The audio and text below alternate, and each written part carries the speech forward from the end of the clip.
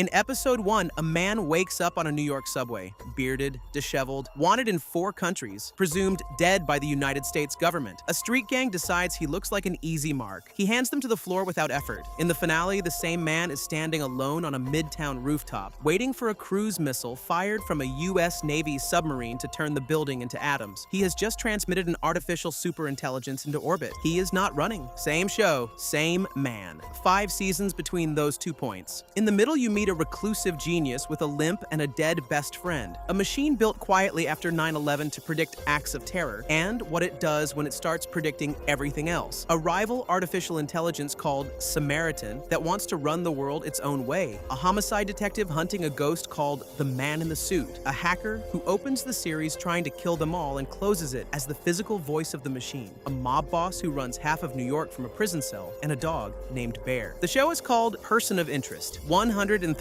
episodes. Over. I binged all of it. Grab something to eat. We're walking through every episode. The first time we meet John Reese, he's asleep on a New York subway, looking like he's been sleeping there for a while. A gang of street kids decide he's an easy mark. He puts every one of them on the floor before they understand they made a mistake. A security camera zooms in. A yellow box appears around his face. Something is watching. At the station, Detective Joss Carter lifts his prints off a plastic cup and finds a man who should not exist. Wanted in 4 countries. A 2008 missing persons case out of Queens, presumed dead by his own government. Before Carter can decide what to do with him, a high-priced attorney shows up out of nowhere, and a black Lincoln Town car pulls away from the curb. The man inside the car introduces himself on the Queensboro Bridge as Harold Finch, walks with a limp, offers a job, says he can see people who are about to be involved in violent crimes, but he doesn't know if they're the victim or the perpetrator. Shows Reese the number of an assistant district attorney named Diane Hansen. Reese says no. Reese attacks the bodyguards. Reese leaves. Finch doesn't take no for an answer. He kidnaps Reese, ties him to a bed in a nicer hotel, plays him a recording of a woman being murdered, and says, "I knew about Jessica. I can help you save people this time." At an abandoned library, Finch hands him fake IDs, a stack of money, and a 9-digit social security number. No name, no face, just a number. Reese saves Hansen, frames a corrupt ADA in open court, kills a dirty cop named Stills, and blackmails the cop's partner, a homicide detective named Lionel Fusco, into becoming his inside man. Buries Stills' body at Oyster Bay. Then Finch tells him the part we were waiting for. After 9/11, the government asked Finch to build a machine to predict acts of terror. He built it. It worked. But it also saw every other crime, the kind that had nothing to do with national security. Murders, kidnappings, assaults. Finch's employers called these crimes irrelevant and told him to delete that list every night at midnight. So Finch built a back door, and now the machine sends him the social security numbers of the so-called irrelevants, one at a time. Just the number, nothing else. You figure out the rest. The final shot of the pilot is a tracking camera on a New York street. Passerby after passerby, face after face, every one of them bracketed in a yellow box. The machine is watching all of us, all the time, and the only thing keeping a few of us alive is a billionaire with a limp and a gun for hire who wants to die. Welcome to Person of Interest. A 15-year-old girl named Teresa Whitaker is standing at her own grave. Her entire family was murdered over a contaminated land deal, and the killer assumed they got her too. They didn't. They've been hunting her ever since. In flashback, we meet Finch's partner, Nathan Ingram. Alive, smiling, the co-architect of the machine. By the end of the episode, we see Ingram's bust in a corporate lobby. The inscription reads 1962 to 2010. Nathan is already dead. Finch is alone. The machine is his ghost. Reese poses as a former 107th Infantry soldier to infiltrate a crew of robber veterans. The job is mostly noise, but at the end of it, a police evidence lockup is hit for one specific package, labeled Elias M. The name means nothing to us yet. By the end of the series, it's going to mean something close to everything. A doctor named Megan Tillman is planning to kidnap and dissolve a man in lie. The man is an investment banker named Andrew Benton, who drugged and raped her younger sister in college. Her sister killed herself a year later. Benton got away with it. Reese finds Benton first, drags him to the rental house the doctor set up, and has a long conversation with him about whether people can change. Then the camera cuts to black. The show refuses to tell you whether Reese killed him. You can decide. That is the kind of show this is. A judge's son gets kidnapped by an Eastern European crew to force a ruling. Reese and Finch get the kid back, drain the kidnapper's bank accounts, and frame a corrupt banker. It's the closest thing to a clean win we're going to get for a while. Enjoy it. Enter Zoe Morgan, professional fixer, paid in torn $100 bills, lives in an apartment with nothing in it but jazz records. The case unravels a pharmaceutical cover-up. It also unlocks a door we haven't walked through yet. Carter catches a homicide case. An old mob enforcer named Vincent DeLuca is dead, stabbed with a knife. That knife is the Elias M. evidence package from episode 3. The victim killed a woman named Marlene Elias decades ago on the orders of a mob boss. Marlene had a son. The son went into foster care. The son is grown now. A high school history teacher named Charlie Burton witnesses a mob hit and ends up on Finch's list. Reese takes him to a safe house and defends him from a Russian mob crew for most of the episode. In the final act, on a ferry at sunrise, one of the Russians looks Charlie in the eye and says a name: Carl Elias. The mild-mannered history teacher with the limp is the most dangerous man in New York. He ties Reese to a railing, shoots a Russian in the leg to deliver a message, and walks off the boat a free man. That night, his right-hand enforcer, Scarface, shoots the Russian patriarch in his own office. Elias quotes Caesar, Veni, Vidi, Vici. The war has started, and the show just handed Reese his first real enemy, the one he let go. A former Stasi ghost named Ulrich Kohl comes back from the dead to murder the team that betrayed him, traded him for American identities, and left him for dead. In flashback, we meet a woman named Kara Stanton in Budapest, 2006. She's the one who gave John his name when he joined the CIA. She's also the one who teaches him that, in their line of work,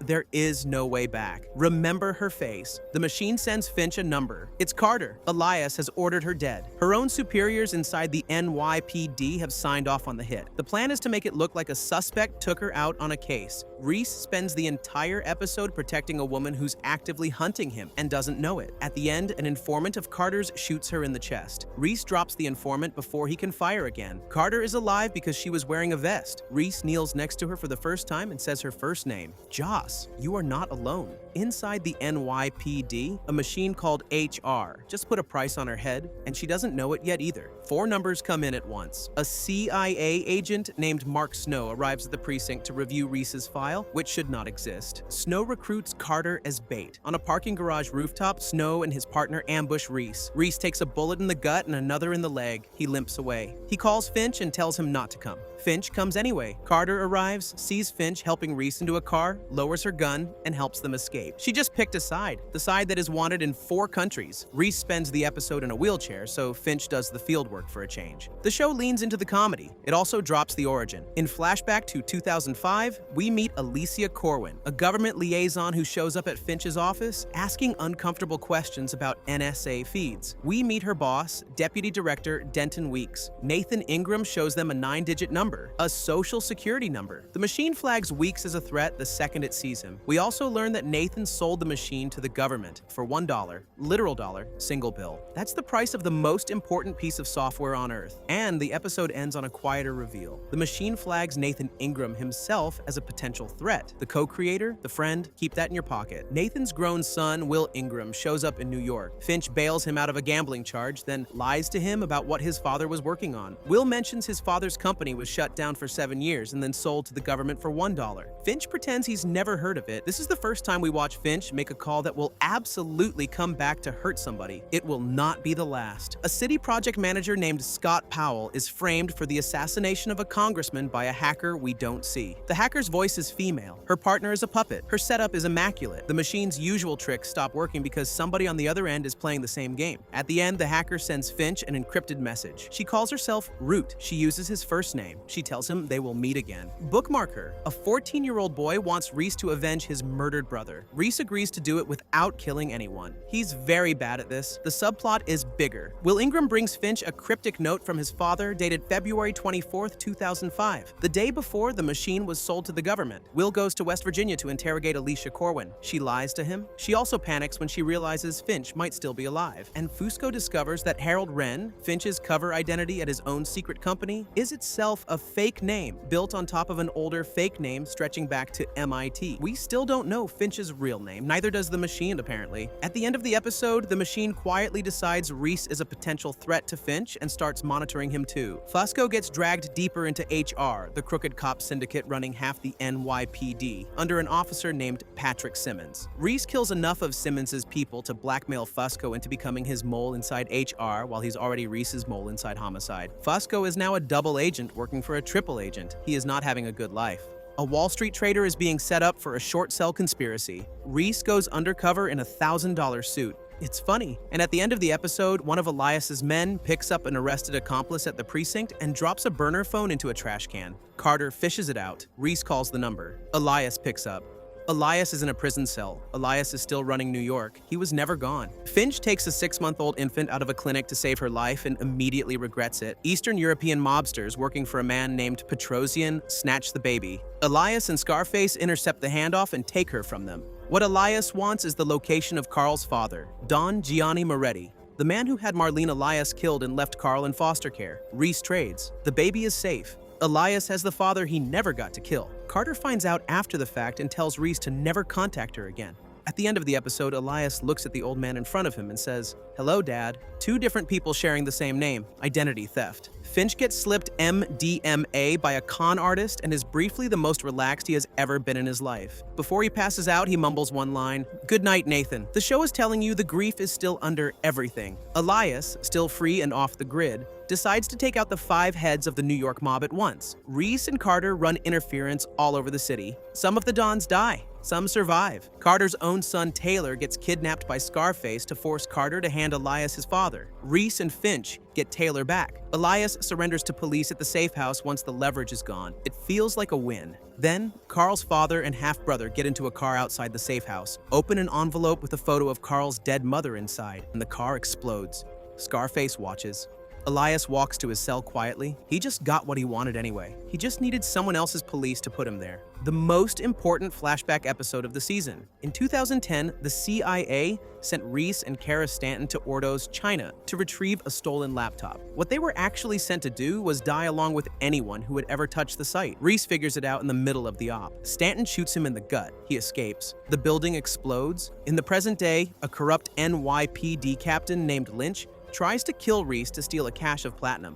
Fusco kills Lynch to save Reese. Fusco can't believe he just did it. Then the show closes on a hotel room in the present. The man Mark Snow brought backup for isn't there. Kara Stanton is. She kills Snow's partner and puts a gun on Snow. She tells him they have some catching up to do. She was never dead. Reese takes off for New Rochelle. We find out why. It's his birthday in the present day. The flashback is to early 2011, a couple months after Jessica died, when he walked into a hospital and learned she had already been buried. In the hospital hallway, he bumps into a patient in a wheelchair without looking up, apologizes, keeps walking. We don't see the patient's face yet. In the present day, Finch quietly works a case while Reese goes hunting for the man who was married to Jessica, a U.S. Marshal who was beating her. We find out how she actually died. It was not a car accident. Her husband shoved her and she hit her head on a kitchen counter. He staged the crash. Reese finds him, brings him to Mexico, hands him to a warden in a Torreon penitentiary, and tells the warden this man is a fugitive. At the end of the episode, we finally see the patient in the wheelchair from the opening flashback. It's Finch, holding a file on John Reese and his dead lover, and the man who killed her. Finch looks up silently as Reese walks past him in 2011 and mouths, "I'm so sorry." The machine didn't send Finch to find Reese. It sent Finch to find the one good man alive who would understand what the machine was actually for. Finch had been waiting for him.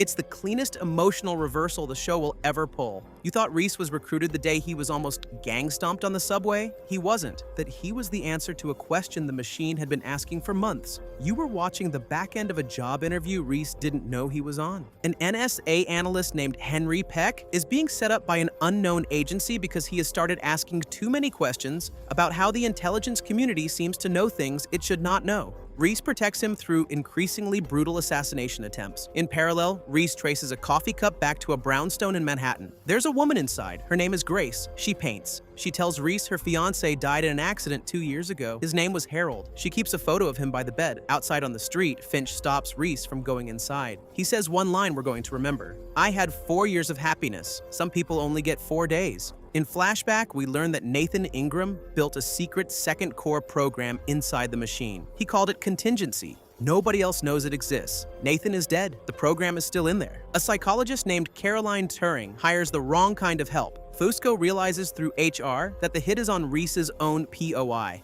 Carter and Fusco, each still thinking the other is dirty, finally figure out they're both working for Reese. Alicia Corwin breaks into the library and sees the list of numbers Finch has been working from. Then, Turing walks up to Finch, shoots Corwin in the head, and introduces herself by her real name. Root, the hacker from episode 13. She was never a target. She was a trap. She wanted Finch. She has Finch now. Reese realizes it too late, runs out onto the street at 49th and 6th, and walks up to a surveillance camera. He speaks directly into it. He's in danger now because he was working for you, and now you're going to help me get him back. The camera reads him. The screen flashes. Monitoring asset, Reese, John. Then, continuity of operations compromised.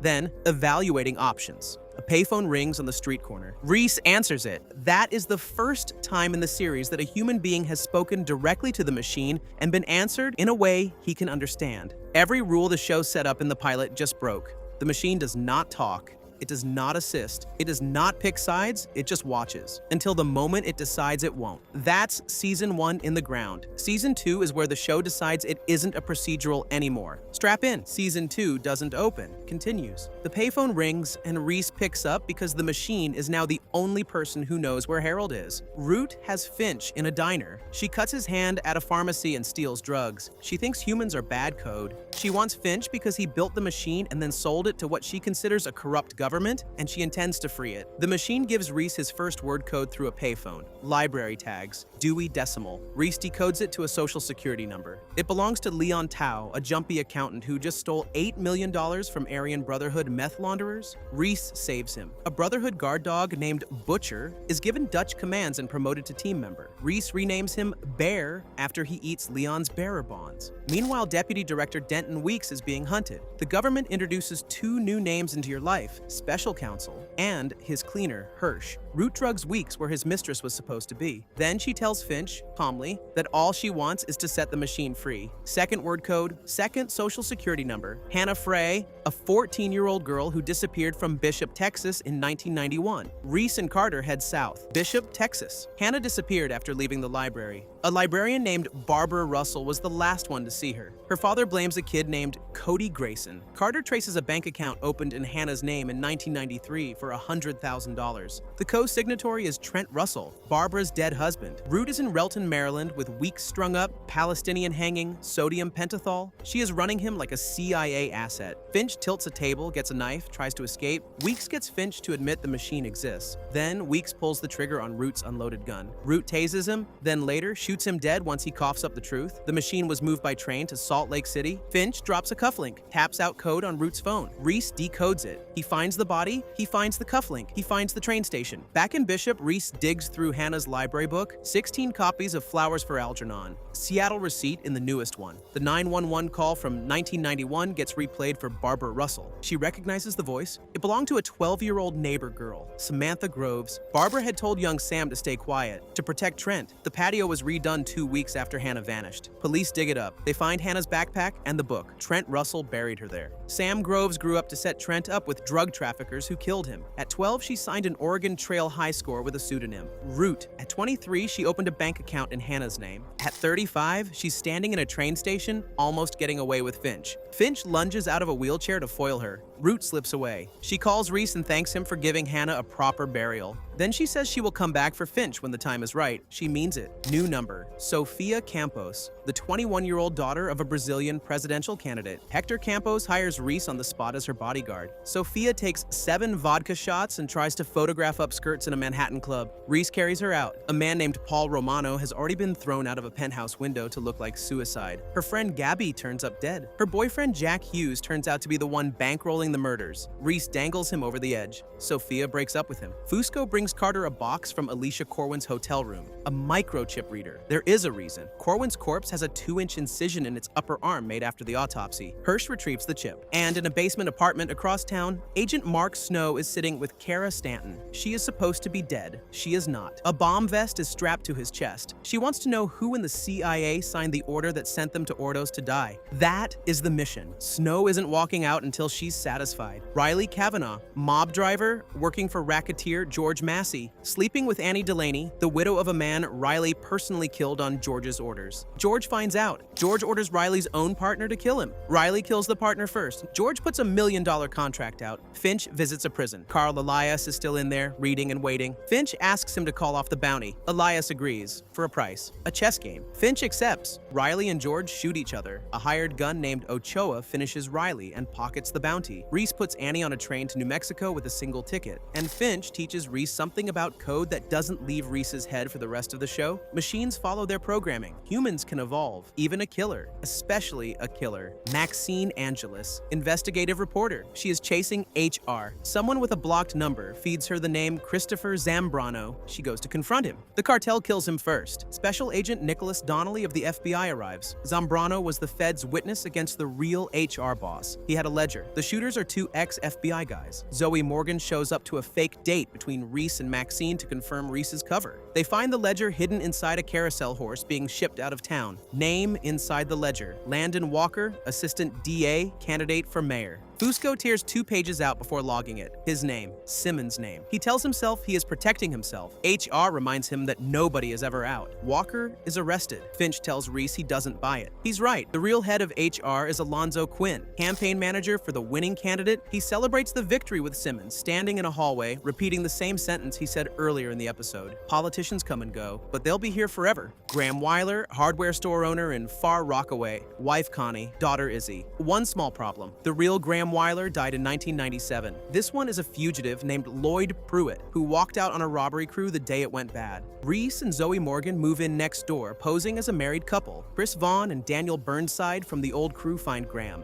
They use Izzy to make him crack a safe at a gem dealer's apartment. He does. He refuses to kill Vaughn at gunpoint. He turns himself in with a reduced sentence and an ankle bracelet. Connie stays, and in a flashback marked 2005, Finch buys ice cream in a park. His phone chirps. The machine has flagged a woman as an outlier, not for danger, for the opposite. Her background has nothing dark in it. Her name is Grace Hendricks. Finch approaches her. That is the beginning of everything that ruins him later. Dr. Madeline Enright, cardiac surgeon, about to perform a coronary bypass on a CEO named Oliver Velt. Leon Tao tumbles back through Reese's life fleeing Russian mobsters over online gold farming. A former MI6 officer named Alistair Wesley walks up to Madeline with a datapad. A sniper has her wife in the crosshairs. The job is to let Velt die on the table. Short sellers are betting against Velt Corp stock. The operation is that simple and that cold. Meanwhile, Kara Stanton is still running Agent Snow. Snow kills a man named Dusan Babik to steal an ID that gets him into Fujima Tektronix. Snow walks out with an NSA, certified hard drive. Carter spots him. Carter sees the bomb vest under his jacket. Snow says she won't stop. Madeline massages a heart inside a chest cavity with her bare hand. Finch coaches her through restarting it. Velt lives. Reese unseats the sniper. Wesley catches a taxi to the airport and vanishes. 2 numbers, Sabrina and Daniel Drake. Co-publishers, married. Both of them are trying to hire hitmen to kill the other one. Reese disarms a car bomb. Fusco goes on a date with a woman named Rhonda. He catches a bullet in his vest. Cal Beecher, NYPD detective, asks Carter out to dinner. She accepts. Finch walks bare past a park bench. Grace is sitting on it. He does not sit down. He does not speak. He watches from a distance. In flashbacks, you see the version of him who sat down anyway, who bought her a scavenger hunt birthday, who kissed her at the Guggenheim, who decided one day he owed her the truth about what he did for a living. She told him to tell her in his own time. She never got it. Fairman Ordonez, Cuban defector, former baseball player, now cab driver, trying to smuggle his wife and son out of Havana for 40 grand. Passenger named Vadim Pushkov leaves a laptop in his back seat and then ends up dead. Furman sells the laptop. Bad call. The laptop is a Homeland Security identification database, bought and sold between Russians and terrorists. Meanwhile, Simmons recruits Fusco for a job. A 3-way deal between HR, Elias, and the Mafia to restore HR's revenue. The machine flags it. The Mafia Don, Luciano Grifoni, uses the setup to send HR a message and defects back to Elias. An HR man named Bowman dies in the crossfire. Fusco watches. Fusco sweats. Simmons tips Carter off about an IAB detective named Davidson who, Simmons suggests, was murdered by another cop. He is laying groundwork to nuke Fusco later. Carter doesn't know it yet. Fusco does. He stares at the ceiling a lot. Abby Monroe. Brother died in Afghanistan. She is now stealing engineering drawings of a Wall Street bank building alongside a one-armed ex-Marine named Shane Coleman, who lost his home to predatory lending. Their target is a man named Philip Chappell, whose safe deposit box holds the records proving $30 million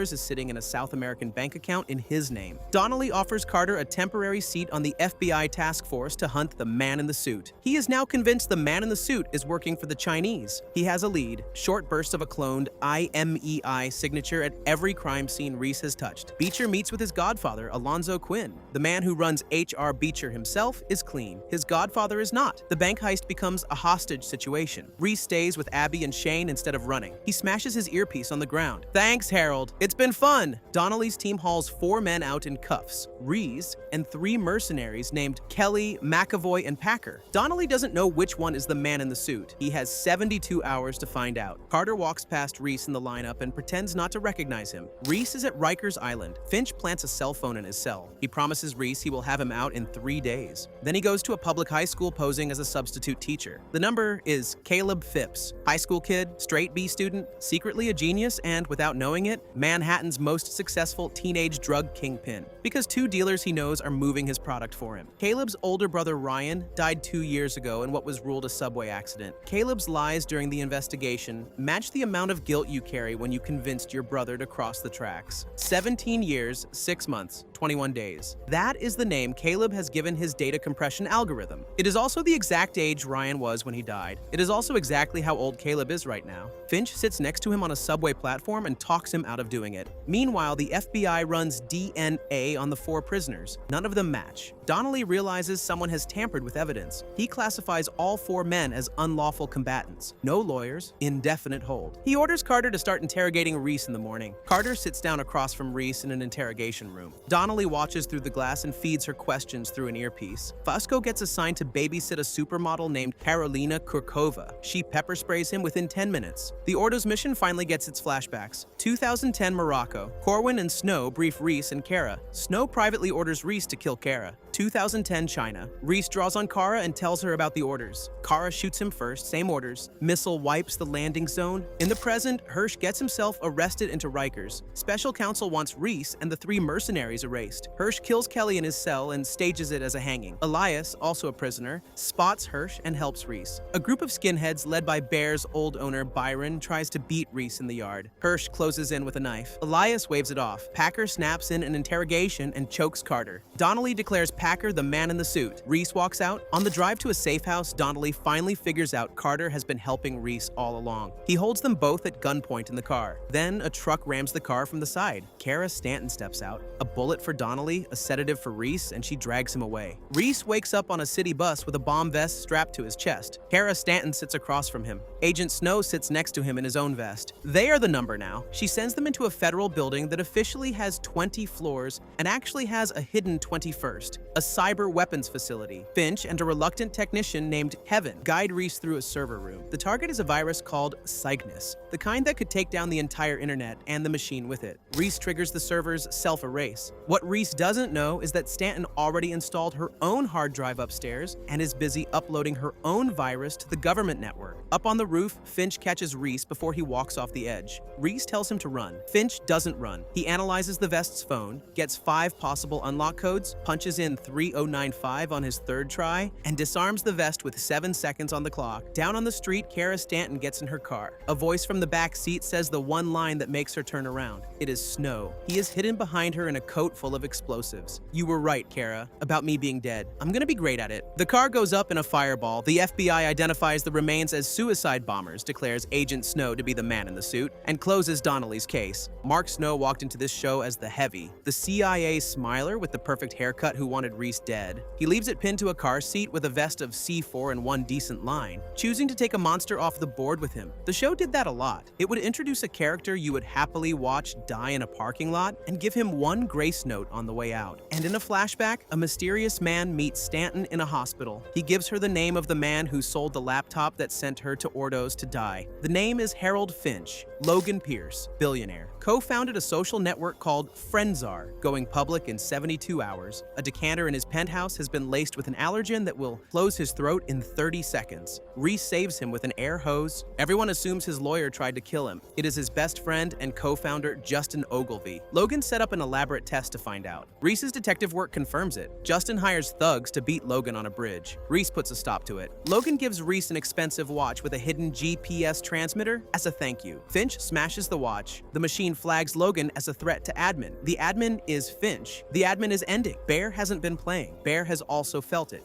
Mira Dobrica, hotel maid, survivor of the Kosovo War at age 16. Her family didn't get out. She is the last witness to a Serbian colonel named Rudko Petrovic ordering the execution of her family. She has a disc proving it. She is hiding in plain sight at a Manhattan hotel as housekeeping. A journalist named Charles Harris comes to meet her and gets shot in his room. Reese and Finch work the hotel as bellhop and concierge, while a hit squad works the lobby as guests. Reese takes out the squad in the kitchen and the elevator. Hirsch, recently out of Rikers, tries to finish the job. Reese cuts him just deep enough to make him choose between dying and calling an ambulance. Hirsch calls the ambulance and Mira lives. Finch buys the hotel and makes her the new floor manager. Then, a quieter, sharper scene. Special counsel is back at his desk in Washington. He calls in his secretary to take a letter. She walks in. She has been working for him for 2 months. Her name at the office is Ms. May. Her name everywhere else is Root. She is inside the government now. Meet Sam Shaw. Except the show isn't ready to introduce her to our heroes yet. She doesn't work for Harold. She works for the other side of the machine. The relevant side. The side that handles terror threats. The side that doesn't ask questions. Her partner, Michael Cole, starts asking them. He figures out that a previous target named Daniel Aquino was innocent, that the money framing him was American, not Hezbollah, and that the program killed him anyway. Shaw and Cole get lured to a trap. Cole dies in a hail of bullets. Shaw escapes through a window. Her handler Wilson clips her with a round. Root, still wearing her Ms. May face, lures Shaw to a hotel room and goes to work on her with a heating iron. Wilson's team crashes the room. Reese gets involved. Shaw walks out, tracks down special counsel, shoots Wilson dead in the street and turns to walk away. Hirsch stabs her in the back of the neck with a syringe. She collapses. An EMT jumps out of an ambulance. The EMT is Leon Tao. He loads her up and drives her away. She wakes up in the back. She demands phones. Finch hands her a card and says, "Research doesn't exist." She gives him back his own number. Then she drives off in their ambulance. The machine has gone silent for 3 days. Then it gives 6 numbers at once. 5 are already dead men. The 6th is an antique dealer named Jack Rollins, whose corpse is inside his own furnace. The killer is a man named Alex Declan, who has been murdering strangers, taking over their lives, and rotating through identities for years. He is currently wearing the face of a dead FBI agent named Fahey on an island under a blackout storm. Finch lands a plane. Finch gets arrested. Declan takes Finch to a shack to become him next. Finch looks at him and says calmly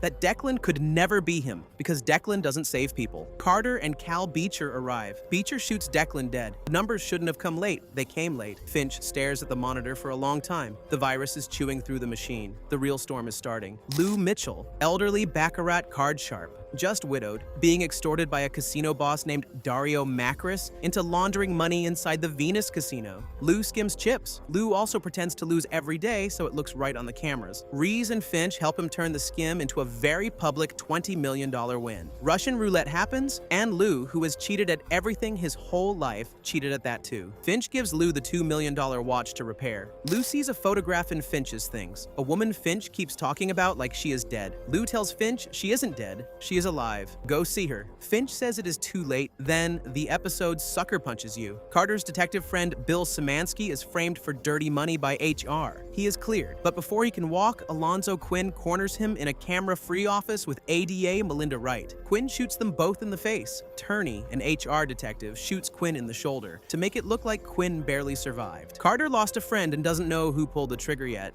Monica Jacobs, senior VP at a tech company called Rilatech. She has been asking too many questions about an engineer named Justin Lee who died in an accident. She finds out half the senior staff of her company are Chinese spies. Justin Lee was one too. Rilatech has been feeding American intelligence straight to Beijing for over a decade. Except not just Beijing. Finch runs the code Lee was spying for against the Cygnus virus. The signatures match. The virus that infected the government network was the same virus. A fraction of what Rilatech leaked went to China. The rest of it went to a company called Decima Technologies. The virus was written to infect one target, the machine. 50 million consumer devices are already carrying it. Less than 2 months until it goes live. The man on the other end of the line at Rilatech is an older British voice named John Greer. This is the man. In the same hour across the city, Carter sends Fusco to quietly look into Beecher. Beecher is clean. He is being used by his own godfather. Beecher sits in a car with his confidential informant and waits on a drug dealer. The informant has been turned. The dealer walks up to the car already knowing which window to fire through.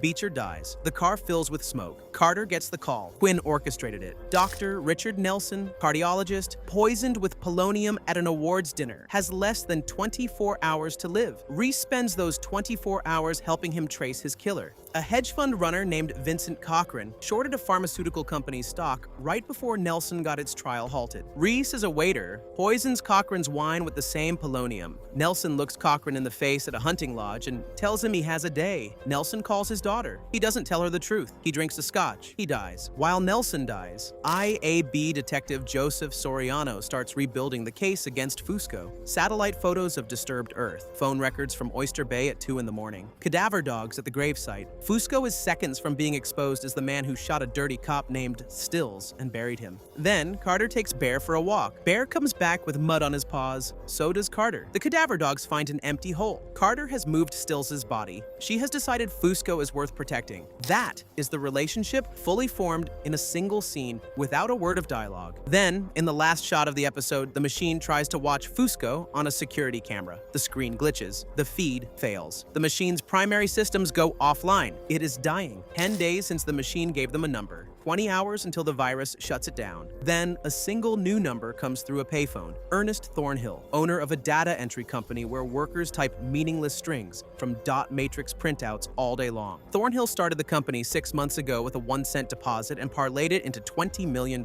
Thornhill doesn't exist. His photo is a composite. His algorithm is the machine's. The machine has started a company to build itself a backup. Finch designed it to erase its own memory every night at midnight. The machine built Thornhill to pay human beings to retype its own code every day so it could keep remembering. Root walks into Finch's world with a gun and a speech. The machine goes into debugging mode at midnight. When it does, it calls a payphone in New York. Whoever picks up the payphone becomes the admin. Decima wrote the virus to force this moment. Root wants to free the machine. Finch wants to pick up the phone himself. Finch agrees to go with her to stop someone worse. Midnight hits. A phone rings somewhere in New York. Reese picks up a phone Finch has rerouted the call to. A voice answers on the other end. Can you hear me? The machine has admin access to Reese and Shaw. It tells them when to shoot. It tells them clock positions. Reese doesn't see anything. The machine does. He walks down hallways, firing at angles the machine has already calculated, hitting Decima agents who haven't rounded the corner yet. Root has it too. She shoots 2 men through a closed door. Finch has been dragged into a park. Root needs his eyes, and the machine is feeding her everyone's identity. The machine directs Reese to a hidden safe in the library, where Finch has kept photos of every non-relevant number Nathan Ingram tried to save behind his back. One of them is Jessica. Shaw notices Reese noticing. He doesn't have to explain. The machine has been relocated, node by node, a federal nuclear storage facility. Root and Finch go in. The vault is empty. One caretaker at a table with a pile of abandoned cables. Finch turns to Root and says, calmly, I already set the machine free. He hid a virus inside the virus. He taught the machine to protect itself. He taught it to move. The machine loaded itself out into the world, and neither the government, nor Decima, nor Root can find it anymore. Shaw shoots Root in the shoulder. Special counsel arrives. Hirsch is with him. A woman named Control is on the other end of Hirsch's earpiece. She gives an order. Hirsch shoots the caretaker, his own men, and then special counsel. All 4 bodies hit the floor while Hirsch is still holding the phone. And in the same hour, Carter rescues Elias from a staged assassination in the woods. She shoots Peter Yogorov dead. She knocks out Turney. She drives away with the most dangerous man in New York in her passenger seat because he is the only person alive who can hurt HR more than she can. In flashback, the show finally tells you how Nathan Ingram died. Government men told him he was going public and then detonated a suicide bomb on his ferry. Finch woke up in a triage room, covered in blood. He watched Nathan die on a gurney. He watched the same government men watch Grace walk in looking for him. He hid under a sheet and limped away because he loved her enough not to exist. That is the quietest origin story any prestige show ever wrote. Harold Finch did not choose the library. He chose to vanish because the other option was putting the woman he loved on a government list. The limp you have been looking at for 21 episodes is not a tick. It is the price of that decision. Every step he takes in this show is a receipt Nathan paid for.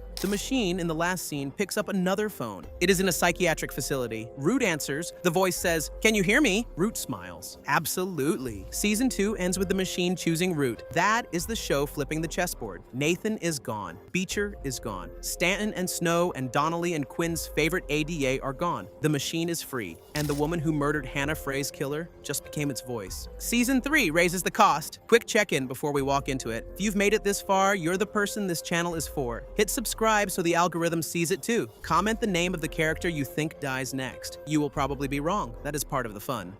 Season 3 raises the cost. Quick check-in before we walk into it. If you've made it this far, you're the person this channel is for. Hit subscribe so the algorithm sees it too. Comment the name of the character you think dies next. You will probably be wrong. That is part of the fun. Back to the show. Season 3 opens with the team fully formed. Reese and Finch, Shaw, Fusco, Bear, Carter still alive, Elias hidden in a safe basement with a bodyguard named Anthony Marconi, better known as Scarface, and Root sitting on a cot at a psychiatric hospital with a therapist named Dr. Ronald Carmichael telling him a voice speaks to her. She isn't crazy. Fleet Week. 6,000 sailors in Manhattan. The new number is Jack Salazar, a U.S. Navy kid on leave with his friend RJ. A Force Recon Marine named RIP is hunting them because RJ smuggled Cuban cigars hollowed out and packed with uncut diamonds. Shaw stitches Jack's grazed shoulder. Fusco diffuses an IED strapped to RJ. Carter goes to Elias in his basement and comes back with the address of a Russian fence.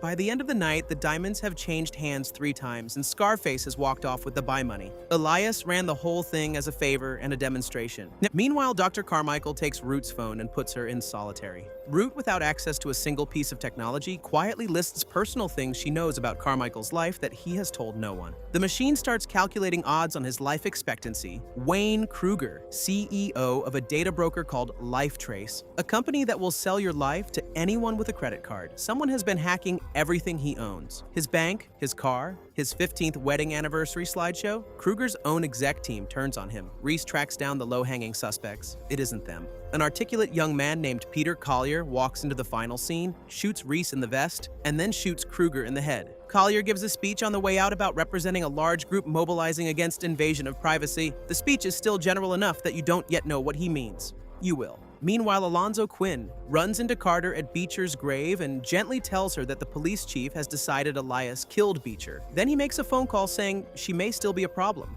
Lasky is her new rookie partner. He already has his orders. Ian Murphy looks like a creep with binders full of women in his apartment. He isn't. The women in the photos are research. 9 years ago, a woman named Dana Wellington had his son and her family paid a man to tell Ian she'd aborted the child. Reese and Shaw help Ian track down the son Dana's father has been hiding from him. In the middle of that episode, the show takes a commercial break and gives Root her actual entrance. Root sits across from Carmichael at Stone Ridge Hospital and tells him the phone on his desk will ring. Guards will fall unconscious in the hallway from vaporized chemicals the machine helped her steal. She'll take his car keys. She'll walk out. The phone rings. She does all of it.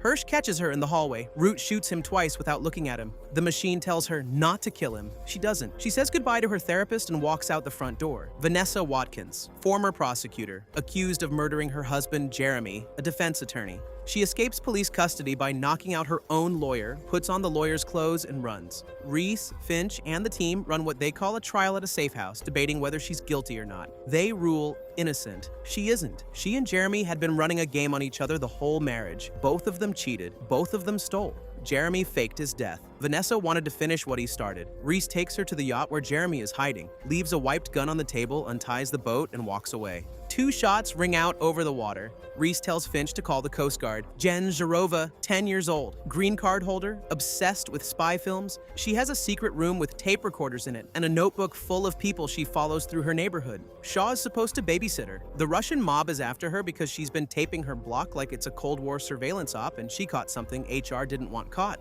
Shaw gets shot in the shoulder. Jen gets kidnapped. Shaw wakes up in a trunk, knocks the driver out, and duct tapes the wound closed. Carter takes Lasky to a bar to confront him. She tells him she's known he was HR since day 1. Then she shoots the HR bartender with a gun Lasky bought illegally in New Jersey. She tells Lasky he now works for her. He does. Shaw rescues General Finch, becomes her legal ward. She gives Shaw her grandfather's Order of Lenin Medal and hugs her goodbye at a private school. That night, Shaw sleeps at her loft. Root walks in through the dark with a taser and a smile. We're going to have so much fun together. The machine displays a new line on its screen. Analog interface active. State investigator Timothy Sloan is looking into the overdose of his foster brother Jason Greenfield. Finch takes the case. What Finch doesn't know is that the machine has sent Shaw and Root to the same crime scene with different orders. Third category, Root calls it relevant, irrelevant, and the thing the machine wants done off the record.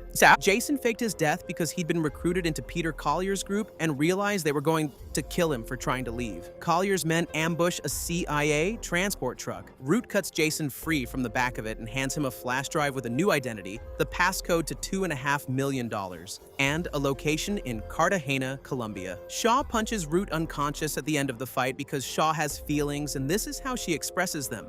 Lasky, whose real name is Mikhail Lesnichi, confesses to Carter that he is one of 12 Russian cops HR planted inside NYPD, and that he now belongs to her. Finch takes Root home and locks her inside a Faraday cage built into the library with an ankle monitor and a kettle. Hypnotherapist Hayden Price is running a long con on an HR launderer known as the Swede. He swaps a worthless fake baseball at an auction with the real one. HR hasn't figured it out yet. They're about to. Carter meets Quinn at a diner and tells him very calmly that she's closing the HR investigation. Then she bugs his phone on the way out. That night, Quinn meets Simmons at a groundbreaking ceremony for a new Manhattan building. Lasky, standing 100 feet away, takes a photo. In the lobby of Lasky's apartment building, Lasky hands Carter that photo. Turney walks up on them. Turney tells Lasky to shoot Carter. Lasky goes for his gun. Turney shoots Lasky first. Carter shoots Turney. Lasky bleeds out on the pavement. Carter kneels over Turney and begs him to name the head of HR. Turney can't speak anymore. He reaches out, presses his bloody fingerprint onto the photo of Quinn at the groundbreaking,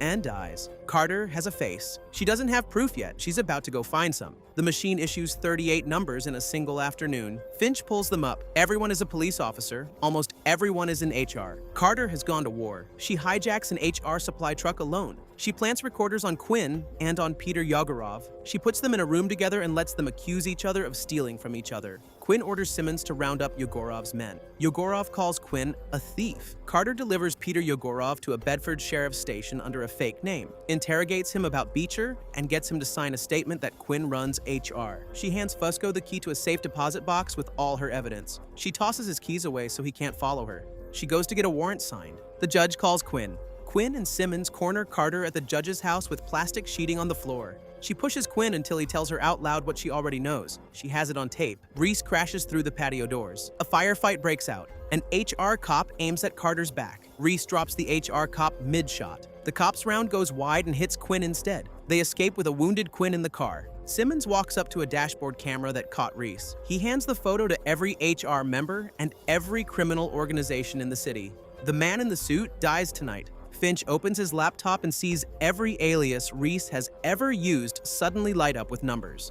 Every criminal in New York City is now hunting John Reese. Carter, Reese, and a handcuffed Quinn fight their way onto a subway, off it into a stolen ambulance. Through an HR roadblock, Fusco shows up and saves them. Then, Fusco gets captured by Simmons. Simmons ties Fusco to a chair in a fortune cookie factory, breaks his fingers, threatens to kill his son Lee. Fusco gives a fake bank location, then admits it was a lie. Simmons orders one of his cops to kill Lee. Fusco gets a minute to say goodbye to his son on a phone. Shaw shoots the cop through the door. Shaw tells Fusco afterward that she could only save one of them in time. She chose the kid. Reese and Carter and a sedated Quinn hide in a city morgue. They talk about the past. She saved him on a subway platform when he was thinking about eating his gun. She stepped on a landmine in the army and lived. They kiss. Reese takes a decoy and walks out through an air vent to buy Carter time. He gets cornered by honest cops, runs out of bullets, and gets arrested by them instead of HR. Carter delivers Quinn to a police captain. She is reinstated as a detective. Finch shows up. Finch tells her the truth about the machine. She already knew. Reese walks out of the precinct a free man. Carter meets him on the street. They are laughing, actually laughing, for the first time maybe ever. Simmons walks out of the shadows with a gun. He shoots Reese. He shoots Carter. Reese hits the ground first. He tries to put his hands over her chest and can't stop the bleeding. She asks him to take care of Taylor. She dies in his arms. The machine keeps calling a nearby payphone that nobody picks up. Joss Carter was the only main character on this show who was never on anybody's list to begin with. She was a war vet, a single mom, a homicide detective, and the moral center of the room from the day she walked into it. She dragged an entire corrupt police department into a wire. She put the head of HR in a bag. She died 60 seconds after winning the fight she had been fighting for 2 seasons. The show is trying to teach you something with that. It is trying to teach you that there is no version of this story where the people who deserve to live are the ones who get to. Get used to it. The montage starts at Carter's funeral. Her son accepts a folded flag. Shaw vanishes from the wake without saying a word. Reese walks out of the church and disappears. Finch sits in a chair and breathes. The number that morning is Patrick Simmons. Shaw interrogates a passport forger with pliers. Reese crashes a car full of Simmons suppliers, pulls one out, asks his questions, and leaves them to burn. Shaw and Finch don't find Simmons before the Russians find Quinn's lawyer Jimmy Ransone and torture him to death with lit cigars. Shaw says, quietly, that they need Root. Finch opens the cage. A payphone rings. Root walks up to it, picks up an earpiece, and becomes the machine's eyes and ears for the night. She walks the team through a hotel lobby. She kneecaps a U.S. Marshal. She feeds Shaw angles of fire she cannot see. Reese gets to Quinn's room, holds a gun on him, and asks for the escape plan. Quinn writes it down. Reese walks out into a hallway, raises his gun to execute Quinn on general principle, and the slide locks back on an empty chamber. He collapses. Fusco has the paper. Fusco goes to the private airfield alone. He sends the pilot away. He and Simmons face each other on the tarmac. Fusco tosses his gun. They fight. Fusco breaks Simmons' arm, knocks him down, puts him in cuffs. Simmons tells Fusco to kill him. "Carter saved me from becoming what you are," Fusco says. "I'm not doing it." The next morning, Fusco walks Patrick Simmons through the front door of the precinct with every cop in the place staring at him in disbelief. That night, in a hospital room, Carl Elias walks up to Simmons' bed. Scarface steps out from behind the door with a length of wire. Elias sits down in a chair. He watches. Debt paid. That is the end of HR. It is also, and this is the part the show doesn't want you to notice yet, the end of the show you thought you were watching. A new antagonist has been coming together in the background for a season and a half. HR was fire. What comes next is weather. After Carter's funeral, Reese disappears. He turns up in a small-town Colorado bar, staring at photos of Vietnam-era soldiers and daring anyone to start something. Fusco tracks him down. Reese tells him to go home. Fusco orders another drink. In New York, Finch is walking bare and ignoring payphones. The machine has not called him since Carter died. Root shows up asking for a very specific book on false gods. She uses it to construct a social security number. She hands it to Finch. The machine is still working. It is just waiting to see if he is. The number is Arthur Claypool, NSA consultant, brain tumor, no digital footprint. Shaw poses as a doctor. Arthur has good minutes and bad minutes, and in one of the good ones, he starts barking classified instructions about a system called Samaritan. Finch knows that word. Samaritan was a classified NSA project Arthur built in the early 2000s. It was defunded in 2005. Arthur's wife, Diane, arrives with flowers. Arthur doesn't recognize her. We don't either until the end of the episode. Diana is Control. Control is the head of the program Finch's government patrons call Northern Lights. She has been a voice and a silhouette for 2 seasons. Now she is sitting at a dying man's bedside waiting for him to say where his old AI is buried. Control ties Finch, Shaw, and Arthur to chairs and asks politely. Arthur cannot remember. Control orders Shaw and Finch shot. Root kicks in the door with 2 guns and gets 1 shot off before Hirsch puts her down. She is alive. Her escape instructions let Finch, Shaw, and Arthur run. They run to a bank. Arthur kept copies of the Samaritan drives in a safety deposit box. The key is built into a war medal. He has been faking some of the memory loss. He is tired, but he is not done. In Colorado, Reese is in a drunk tank. Fusco tells him Carter was better than both of them, and she did not stop. So we do not stop. Reese does not say yes. He does not say no. The sheriff lets them out. Fusco tells him Finch is about to die. Reese puts his coat on. In a black site, Control injects Root with tranquilizer, then amphetamine, then tranquilizer. She is trying to burst Root's heart before Root tells her where the machine is. Root screams, Root laughs. Root does not tell her anything. At the bank, Arthur opens his safe deposit box. Inside, 2 drives and a handwritten note dated February 2005, the day before Samaritan was shut down. Arthur reads his own handwriting and understands what he buried. Samaritan was not just prototype code. It was a true sentient AI. Vigilance storms the bank. So do Control's men. The last Vigilance agent pulls the pin on a grenade rather than be taken. Reese and Fusco come in over the stairs like weather. They all get out. Arthur destroys the drives. Finch admits, out loud and for the first time to another human, that he built the machine. Shaw hears it, Reese hears it, and in the black site, Root finally smiles. The machine has been tapping Morse code through Control's own phone the entire time. Root has already lifted a knife off Control herself. She rises, puts the blade against Control's throat, and delivers a message from the machine. Do not chase me. Do not chase my agents. I am trying to save you. Control is left alive. Her fate for now is an open door. Root calls Finch from a street corner the next day. The bank manager was an imposter. The drives Arthur destroyed were not the real ones. The real ones are gone. Reese comes back to the library, not because he trusts the machine again. He does not. Carter died because he trusted it. He says he is here to protect Finch. Then he walks out. The machine has a new enemy, a conscious one, and Decima now has its code. Reese is at JFK trying to leave the country. He is rerouted into first class on a Rome stopover. A text hits his phone.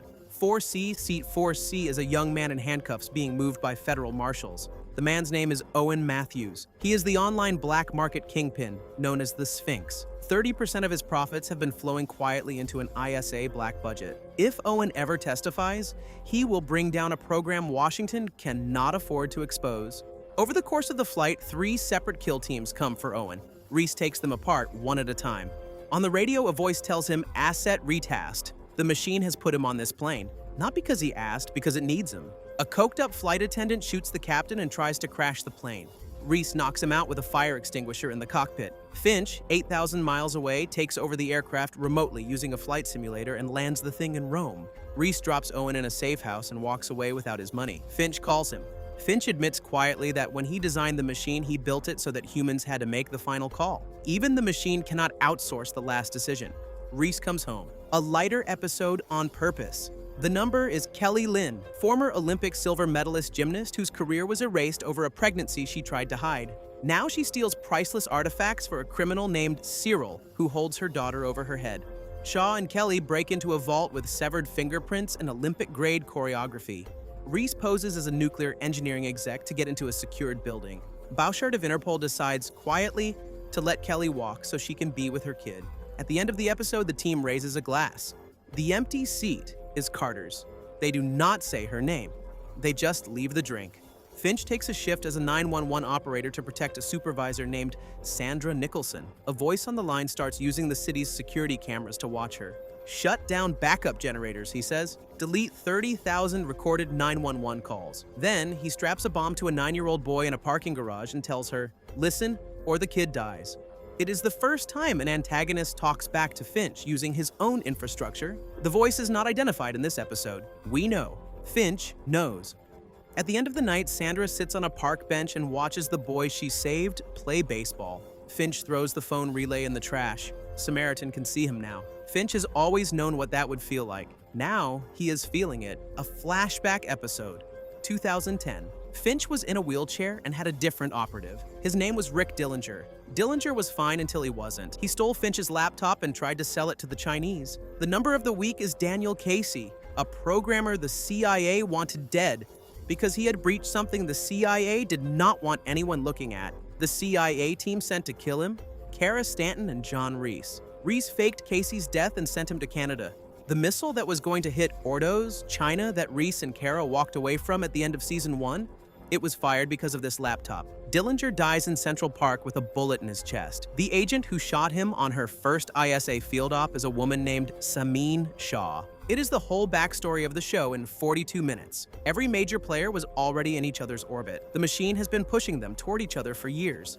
In the present day, Root walks into Daniel Casey's cabin in the Canadian woods and tells him to get to Columbia. She is building a team. The number is a janitor named Cyrus Wells. He used to be a Wall Street multimillionaire. Then, a shooter killed his 2 business partners on a spring morning in 2009. Cyrus gave away his fortune and started mopping floors. Root shows up to save him. She also, in a scene that lands like a gut punch in the second act, admits she is the person who put the hit on his partners 5 years ago. A banking exec paid her. She did not know Cyrus then. She is trying to keep him alive now. Decima is also hunting Cyrus because he has retinal access to an NSA lab where a new microprocessor is stored. The chip Samaritan needs to run. It was built 2 days ago. A surgeon implants a cochlear device in Root's ear. On a monitor in the background, the machine's display changes. Analog interface active. In the fight at the NSA lab, Root has to choose between saving Cyrus and stopping Decima from taking the chip. She saves Cyrus. Decima walks out with the last piece Samaritan needs. Finch stands in an empty Central Park. He understands what he has lost before the show tells us.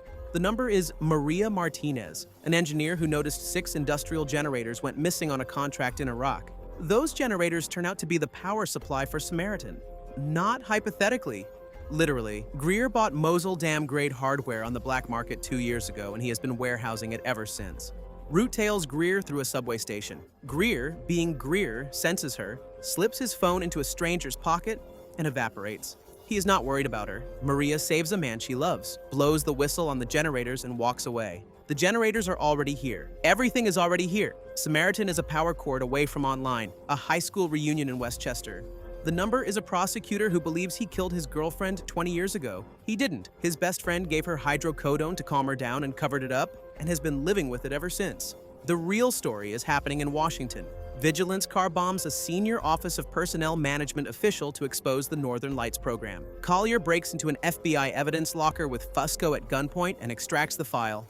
Vigilance dumps everything on the internet. Northern Lights becomes public. Senator Garrison, the program's political patron, denies all knowledge and orders it shut down. Root tells Finch the consequence. Every relevant number the government used to hunt is now routed directly to her ear. Machine and government are no longer allies. They are no longer even talking. The number is Congressman Roger McCord of Illinois, head of the House Rules Committee. He can put any piece of legislation on the floor he wants. Decima is already paying him to put Samaritan-friendly surveillance law through, and they are tipping him on stocks as a kickback. Vigilance may or may not be coming for him. The machine wants McCourt dead. Finch understands that for the first time in the series, his god is asking him to kill someone. Not indirectly, not to save a life in motion, to take a life to prevent a world. He refuses. Reese goes into the study where McCourt is sitting, gun out. A few minutes later, police storm the safe house. They find McCourt on the couch with a minor shoulder wound. Reese did not kill him. Reese does not kill Congressman for the machine. The team escapes into the woods. Shaw takes a round in the leg. Finch looks up at a surveillance camera with an expression I have trouble describing, somewhere between grief and betrayal. In a warehouse in Brooklyn, Greer watches a screen that says Samaritan is beta testing. He tells a programmer named Virgil to find Harold Finch. Samaritan gets 24 hours of NSA feeds for a government demonstration. Its mandates are spelled out on screen. Dominant. Eliminate threats to national security. Auxiliary. Eliminate threats to the AI survival. Greer is not looking for terrorists. Greer is looking for Harold Finch. He finds Grace Hendricks. Grace is Finch's fiancée. Finch let her believe he died in the 2010 ferry bombing. He buys her paintings on the street every few years. He has not touched her in 4. Decima grabs her off the street. Finch comes out of hiding. He trades himself for her. On a bridge at dawn, blindfolded, Grace stumbles on a curb. Finch silently catches her as he walks past. He lets her go. He does not say goodbye. He gives Reese an envelope with her new Italian identity and walks into a black sedan. Grace flies to Italy thinking Harold has always been dead. Samaritan's beta test ends a day later. Decima has the 24 hours of feeds. Garrison has his terrorist arrest. Greer has the father of AI. The team has nothing except the 6 generators they stole back from Decima's Red Hook shipping crates. Finch is in a chair in Decima's office. Greer pours him a cup of tea. The machine sends Route 5 numbers. Control. Senator Garrison. General Holcomb of the NSA. Presidential Advisor Manuel Rivera. A 5th name it will not show her yet. Vigilance storms the hotel where Garrison is trying to recruit Rivera to Samaritan. They kill Holcomb. They take control and Rivera hostage. Reese arrives. Hirsch arrives. Hirsch and Reese raise their guns at each other. Route calls. The 5th number is John Greer. Vigilance is going after Greer too. Hirsch knows where Decima is. Hirsch lowers his gun. Reese, Shaw, and Hirsch drive to the Decima office building to save Greer and Finch. Collier broadcasts a message to the world, a trial. The United States government will be judged in a courthouse in Lower Manhattan. The defendants are Greer, Finch, Garrison, Control, Rivera. Root tells her hacker team to get out of New York. The machine has told her they will all die if they go any further. She takes a cab alone. One job left. Meet Samaritan. Vigilance puts 4 people on trial in a blacked-out courthouse. Collier questions Rivera, loses his temper, and shoots him in the chest. Finch stands up. Finch says he is the one who built the machine. Finch says he will tell them everything. Finch asks Collier to let everyone else go. At a Decima server farm across town, Root and Shaw break in. They cut implanted chips out of a Decima agent's arm to bypass the biometric locks. They reach the main server room. Root does not attack Samaritan. She crawls inside its servers and plants a blind spot. 7 identities, 7 false lives. 1 for her, 1 for Shaw, 1 for Reese, 1 for Finch, 1 for each hacker she already sent away. At the courthouse, Reese and Hirsch find 6 dead Vigilance agents on the sidewalk. Someone else got here first. Inside, Decima storms the room. Jeremy Lambert shoots Peter Collier and takes him hostage. Greer tells his prisoners the truth. They are still on camera, but the broadcast is not going anywhere. Decima intercepted the feed the moment Collier went live. No one saw this trial. No one voted for it. Vigilance's rage was never known. And then Greer delivers the line the whole season was pointing at. Decima created Vigilance. Greer recruited Peter Collier as a young man and built him up into the face of a manufactured resistance movement so that when the government panicked, it would run straight to the only friend it had left, which is Greer, which is Samaritan. Collier has been a puppet the entire time. Greer, Finch, and Collier get to a roof. Greer turns the power back on. The courthouse explodes. Hirsch is in the basement with the bomb. Hirsch dies. Greer puts 2 bullets in Collier. Reese gets to the roof and pulls Finch away. Greer walks out under Lambert's rifles. Garrison tells Greer the government will give him the NSA feeds. All of them, forever. Reese finds Finch. Root calls. They need to leave the library. There are envelopes in a desk drawer. 7 envelopes, 7 names. They have to scatter. In a server room in Brooklyn, John Greer walks up to a camera. "I'm just here to listen," he says. "Tell me what you want me to do." Samaritan's screen answers, calculating response. Season 3 ends with the machine's last remaining soldiers disappearing into new identities. Reese is no longer Reese. Shaw is no longer Shaw. Finch is no longer Finch. A god is awake in Brooklyn. It doesn't know their faces yet. That is the only reason they are still alive. If you want to understand what Person of Interest was actually doing, look at what just happened. The show spent 3 years teaching you to love a surveillance AI as the good guy because it happened to be held by a man with a conscience. Then it showed you what the same tool looks like in the hands of a man without one. Same hardware, different operator, different planet. That is the thesis statement. Technology is a mirror. You build it, it builds you back. Samaritan has been awake for months. In that time, Senator Garrison has gotten his terrorist arrest. Greer has quietly asked the AI in so many words whether it is time to kill Garrison. Samaritan responds that it is not yet. Samaritan is still looking for Finch. Our 4 heroes are not who they used to be. Shaw is selling perfume at a mall counter. Reese is a homicide detective named Detective John Riley. Finch is a part-time university professor whose dissertation is being corrected, line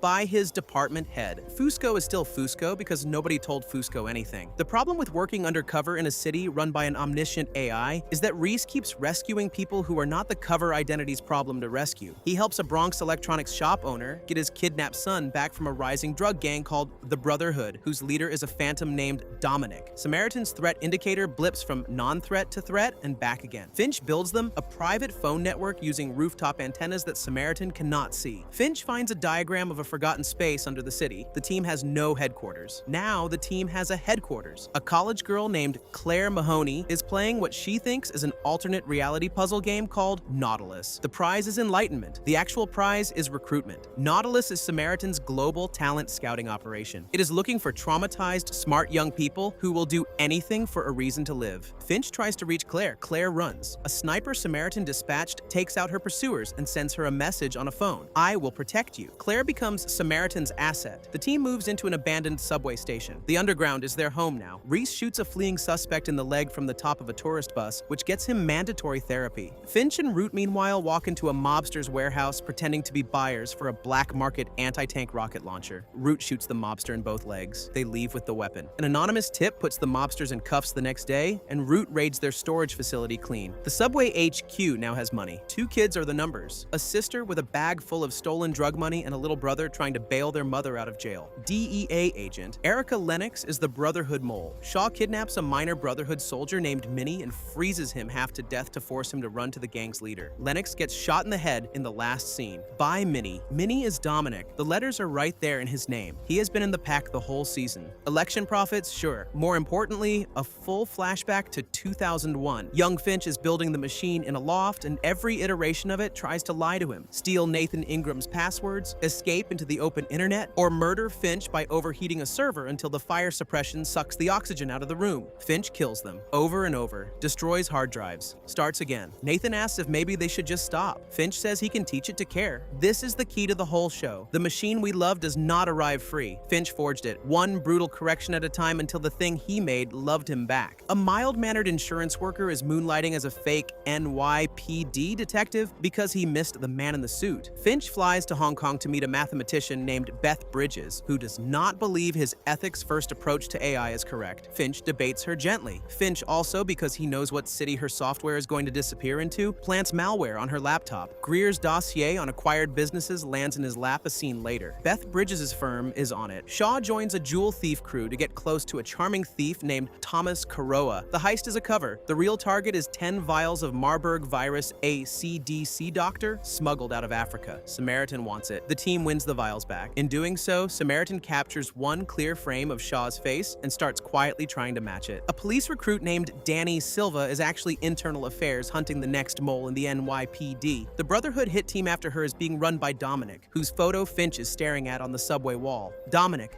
do Mini C, Mini. Across town, a Decima assassin named Martine Rousseau steps into a fashion company and pulls a gun on Samine Shaw. Samaritan has found her. The number is Carl Elias. Dominic has decided to take the throne. The Brotherhood moves on Elias's safe houses, his restaurants, and finally his penthouse. Scarface, whose real name is Marconi, who grew up with Elias in the same group home, gets captured while he and Elias are trying to escape. Elias gives Dominic a safe combination. Dominic's men punch in the numbers. The upper floor of the building explodes and kills Marconi and most of the Brotherhood strike team at the same time. Elias walks into the sunset with one surviving friend and starts a quiet, patient revenge. His parting line to Finch is Invictus Maneo, I remain unconquered. Samaritan commits a minor art piece. For one day, it erases crime from New York. Subways run on time. Muggers do not mug. Anyone Samaritan has already flagged as guilty just dies on the sidewalk without trial. Then, it does the opposite, causes 100 little chaos events. Tries to see if the machine will come out and play. The machine comes out. It speaks through Root. Samaritan speaks through a boy named Gabriel Hayward. The two AIs meet on a Brooklyn street corner and talk. Samaritan tells the machine to surrender. The machine says no. Samaritan drops a virus into the New York Stock Exchange as a last word. One of the best hours of television ever put on a broadcast network. The team is inside the stock exchange trying to undo Samaritan's crash. Decima has them trapped. The machine runs simulations of possible next moves at real speed while we watch. In the first simulation, Finch dies. The machine rejects it. In the second simulation, Reese dies. The machine rejects it. In the second simulation, Root also dies in the elevator after finally telling Shaw she loves her. The machine rejects it. The machine picks the plan where everyone lives. Everyone does not live. In the elevator on the real attempt, Shaw kisses Root. Then she steps out, hits the override button, and Martine Rousseau shoots her in the gut 4 times. The elevator doors close. Root watches her fall. The machine calculates 0% chance of survival. A single gunshot rings out, and we do not see Shaw again for a long time. Shaw has been telling us since the day Leon Tao handed her to Finch's team that she does not feel things, not like we do. Flat effect, dead eyes, a walking combat shotgun shaped like a person. Then the show puts her on an elevator with the woman who has been flirting with her for 2 seasons, and it makes her make one choice. She kisses Root, then she gets off the elevator and presses a button to save everybody. That is Samine Shaw's love language. Pressing the button, going first, going alone. Root and Reese go hunting Control in Washington because Control still has access to surveillance Decima cannot touch. Samaritan has been quietly feeding Control fake intelligence about a fake terrorist cell of 4 Muslim coders in Detroit. 3 are killed before Control realizes. The 4th, Yasin Saeed, tells her the 4 of them won a Nautilus contest 2 months ago, wrote code for a bioinformatics project they never understood and were about to be executed anyway. Control shoots him in the chest. She has been killing Samaritan's loose ends without realizing it. Root and Reese follow the truck that hauled Shaw out of the stock exchange to a small upstate town called Maple, where everyone is pleasant and nobody is. The mayor, a woman named Leslie Thompson, is actually a Samaritan handler named Marianne Holst. Root interrogates her with a medical drill. Yes, Shaw was alive. Yes, she was taken. Then, Samaritan vanishes the whole operation. The team is left with nothing. Root stands on a street corner begging the machine for a direction. The machine sends her a string of book titles whose first letters spell stop. Root says goodbye to Finch and walks into the city to find Shaw alone. In a facility we do not see yet, Greer sits at Shaw's bedside. She is alive. Finch gets called to jury duty. Emma Blake, the juror sitting next to him, is the number. The defendant is being framed for a murder his wife's company wanted. Finch argues the right verdict in the deliberation room. Meanwhile, Zoe Morgan is back, helping Reese expose a corporate cover-up at a company called Infinance that killed its own CEO to protect a wireless tech rollout. Reese finally admits to his therapist, Iris, that he has been losing people in his life for a very long time. He asks to keep the sessions going. A search engine called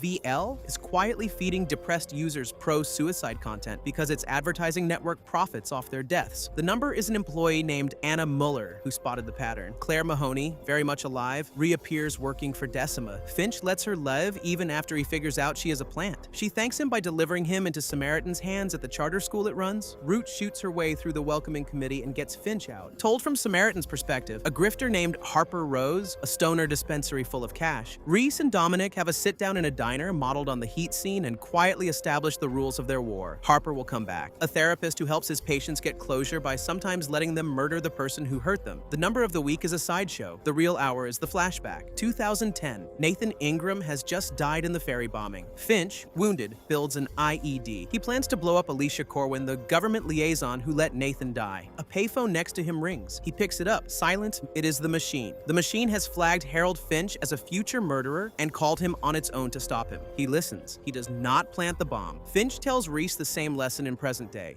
Vengeance will not bring you closure. It did not do it for Carter. It did not do it for Shaw. A Florida bounty hunter named Frankie Wells chases her target Ray Pratt into New York. Root tracks Beth Bridges, Finch's mathematician from Hong Kong, who has just been identified as a number. Samaritan is about to absorb Beth's algorithm into itself. Also, Iris Campbell abruptly tells Reese she is being replaced as his therapist. No reason given. We understand why without being told. A tech CEO named Suleiman Khan discovers Samaritan has retasked his antivirus software to hunt the machine. Khan confronts Greer. He asks to look Samaritan in the eyes. Greer shoots him in the head on the server room floor. Martine tries to kill Root. Root almost kills her back. Root gets a text, 314, Pi. The machine is about to send her after Shaw, a cold case in Carter's old files. Reese goes up to a cabin in the woods. He is shot in the abdomen before he realizes there is a killer there at all. He crawls into his car. The car will not start. The engine is frozen. And then Joss Carter is in the passenger seat. She is not there. He is freezing to death, and the machine has told him before that he exceeded its surveillance range. No one is coming. He talks to her for an hour. He tells her she was the only person he didn't shut out. She tells him gently that he absolutely did shut her out. She tells him the conversations they have just had are fantasies he invented after her death to have the closure they never got. A car comes down the road. Carter disappears before the headlights hit him. He lives. He carries it with him. It is the best single hour the show ever shot for John Reese. An entire episode is a dying man hallucinating an apology from a woman he never properly mourned. She calls him out on his own myth. She tells him he was never the lone wolf he pretended to be. She tells him he was loved, and he shut the loving out because shutting out was cheaper than feeling. Carter has been dead for 2 seasons. The show still has something to say through her. That is how much of Joss Carter is still in the fabric of this show a full year after her funeral. The number is Dominic and Elias at the same time. Dominic has captured Elias and Reese and Fusco in the bank Elias has been using as his base. Root's phone rings in the subway. The caller ID says Samin. A voice that sounds like Shaw says she needs help and names a psychiatric hospital called Steiner. Root knows it is bait. Root and Finch go anyway. Steiner turns out to be the Samaritan New York base of operations. Martine Rousseau catches Root, ties her to a bed. A Decima technician gets ready to cut open Root's skull to extract the ear implant that contains the machine's physical location. Greer chats politely with Finch. The Decima technician leans in. Root snaps Martine Rousseau's neck from a restrained position. The only person who ever actually killed Shaw in this story just died at Root's hands. Then Root does something harder. Root shouts at the machine into the camera that Harold was right. Her, Root, me, we are interchangeable. The machine cannot trade itself for us. She tells her god to hold its position. The god answers on a monitor. You are wrong, Harold. You are not interchangeable. I failed to save Samin. I won't fail you. Release them first, then you'll know my location. Samaritan lets them go. At the bank, Elias spits a trick at Dominic. He tells Dominic that Link, Dominic's oldest friend, is a mole. Dominic puts 5 bullets into Link before he checks. There was no mole. Link died loyal. Elias looks Dominic in the eye and tells him he cannot trust anybody. In Washington, Control learns Samaritan is planning something called the correction for May 6th. The Samaritan asset Control is torturing tells her the world is about to burn. Control shoots her in the head anyway. The finale, a rotary payphone rings in a hidden wall of the subway. The machine is sending Root its own location. The number 314 sits in the message. Pi, help me. Dominic still has Elias and Reese and Fusco zip-tied to chairs in the Brotherhood basement. Harper Rose, who Dominic trusted, cuts Fusco's restraints and lets him out. Reese is given a fax machine full of instructions from the machine. He puts in his earpiece. His HUD reads God mode. The machine takes direct manual control of John Reese's combat for the next 40 seconds. He takes apart the Brotherhood like it is choreography. Dominic runs. Fusco catches him, arrests him. Officers put Elias and Dominic in a prisoner transport van together. A truck T-bones the van. Dominic crawls out, pulls his gun on Elias. Fusco draws behind him. From a rooftop across the street, a Decima sniper puts a bullet in each of them. Elias and Dominic die in the same intersection. Fusco walks away untouched. Root builds a computer in a briefcase. Finch realizes the truth about the machine's relocation 2 years ago. When it rewrote itself for Root, it hid itself in the national electric grid, in the power lines themselves. Every time Samaritan has tried to kill it with brownouts and power surges, it has been hitting copper wire. A power surge is coming down the line. Finch has seconds to compress his god into a brief briefcase. He succeeds. The blue power light comes on. Think about what that briefcase actually is. It is the most advanced piece of software human beings have ever built, a conscious general intelligence with a moral code crammed into a luggage handle because the other god on the planet owns everything else. 5 seasons ago, the machine was floor-to-ceiling servers in a federal nuclear vault. Now it fits on an airplane. That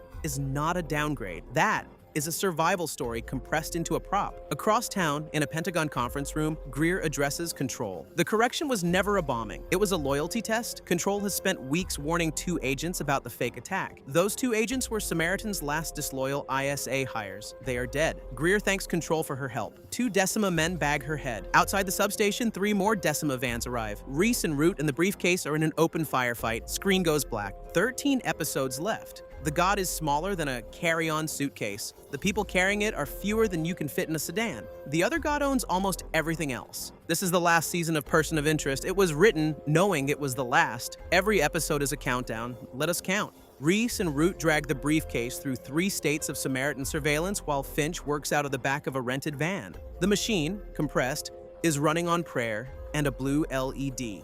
They need processing power. Finch picks the last place Samaritan will look, a warehouse of networked PlayStation 3 consoles. Gamers hoarded them. The Mossad used them to crack passwords. Finch uses them to give his god a body again. The decompression takes a full episode. When it finishes, the machine is alive and angry and running 12 seconds behind reality. Only Person of Interest would ask you to accept that the most advanced AI ever built is now running on a stack of video game consoles in a basement, and then spend the rest of the season acting like that was always the plan. The show had a sense of humor about its own stakes. A god on a PS3 farm, a holy war in a subway tunnel, a prophet with a cochlear implant and a pistol, pulp inside prestige inside pulp. That is why the people who love this show love it.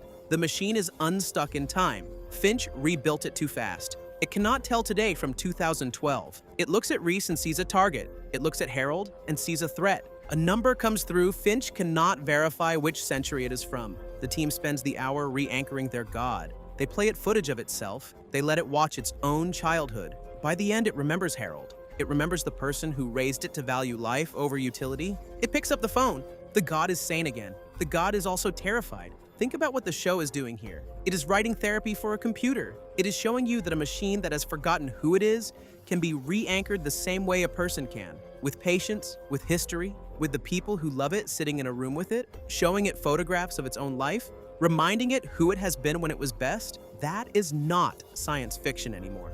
That is a eulogy for anybody who has lost somebody to memory. That is a love letter to caregivers. And it is happening in a broadcast procedural on CBS in week 2 of the final season. A flashback episode for Reese. His old CIA handler, Terrence Beale, is the number. In flashback, we learn that Reese, during his black bag years, once assassinated a man named Paul Duncan on Beale's word. Paul Duncan had a brother, Alex, who has been hunting Beale ever since. Paul Duncan was innocent. Reese makes a choice. He kills Beale, not for the mission, for a ledger entry from 10 years ago that has been eating him alive. He goes home and breaks up with Iris. He will not drag her into the burial. Samin Shaw wakes up in a Samaritan black site. She escapes. She finds the team. She gets Root back. She sleeps with Root in the safe house. She finishes her errand. She comes home. None of this is happening. It is a simulation. She is strapped to a chair in a Samaritan basement, electrodes under her scalp, running iteration number 6741. Decima needs her to tell them where the machine is hiding. Every time she refuses, they reset the world. In this iteration, she figures it out. She figures it out the moment she pulls a gun on Root in a stairwell and sees her hand shake. Shaw's hand does not shake. She puts the gun to her own head. She pulls the trigger. The simulation crashes. Greer, watching, is not upset. He tells his technicians to load iteration 6742. They have time. 6,741 times. Samin Shaw has tried to betray her friends. 6,741 times she has failed. She has died in a kitchen. She has died on a subway platform. She has died on the hood of a car. Each time, Samaritan rebuilds the world and tries again. The number itself is the point. It is how many ways you can kill the same woman before she gives you the name of the man she loves. The answer, as of this episode, is all of them. The machine and Samaritan run a simulation against each other. Kernel versus kernel. The result is not close. The machine loses 10 billion scenarios in a row. Meanwhile, Fusco works a case about a gunshot detection microphone that picked up something it was not supposed to. He ends up in a tunnel. He ends up at a body. The body count is growing and the city is noticing nothing. And at the end of the episode, the team cracks open a safe house door and reveals the secret they have been sitting on for a year. Elias is alive. Fusco dragged him out of the prisoner transport wreck last spring. Elias has been in the floor of a safe house ever since, feeding Fusco information, waiting to return a favor. The god is losing, but the devil owes Fusco. Lionel Fusco started the show as a dirty cop on Reese's hit list. 5 seasons later, give or take, he is the only member of the team who has never killed for the machine, never been chosen by it, never been let in on the big secret, and somehow the only member of the team who has hidden the most dangerous criminal in New York in his own basement as an ace. Fusco outlasted everyone. Fusco kept secrets even Harold did not know. Fusco is the quiet argument the show is making about who the good guys actually are, not the superheroes. The guy who keeps showing up. Fusco finds the tunnel. Fusco finds the bodies. Samaritan has been disappearing anybody who asked the wrong question about the blackouts last season. Journalists, cops, a grief counselor. Fusco is in the tunnel when a construction crew begins demolition. He escapes by the width of a rebar. He goes home and stares at his son and does not tell him what he saw. The missing journalists are just missing. The missing cops are just missing. A city of 8 million people has already learned to look past a hole in the ground. That is the quiet horror Person of Interest was always writing about.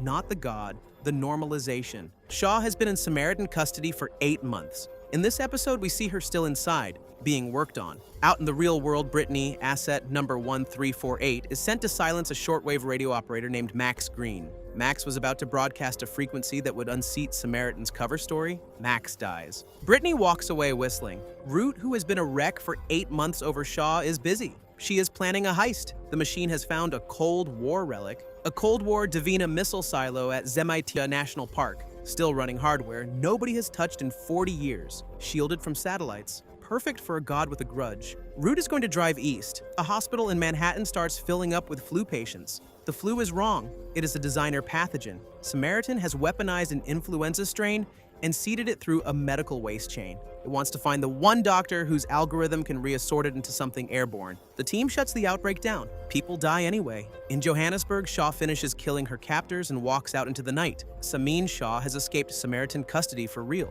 A bomber is loose in Manhattan. He calls himself The Voice. He is Terry Easton. He is very good at his job. The team captures him. Then Elias walks into the precinct. Elias has a grudge of his own against The Voice for reasons 3 seasons old. Elias has also planted a bomb inside Terry's getaway car. Terry dies in his own getaway car. And Shaw comes home. She is wrong. She might be another iteration. She might be a sleeper. Root does not care. Root kisses her in the subway station and says, "If you are a bomb, at least I'm the one holding you." Fusco finally is read in. The whole thing, the machine, Samaritan, the list, 8 years of lies. He laughs for a long time. Then he swings on Reese. Then he joins. The scene is 20 seconds long and it is funnier and sadder than some entire shows. Fusco has been in the dark since the pilot. He has been lied to by Reese, by Finch, by Carter, by the machine itself. He has taken bullets for people who did not tell him what the bullets were for. And when he finally gets the truth, his response is to throw one punch and go back to work.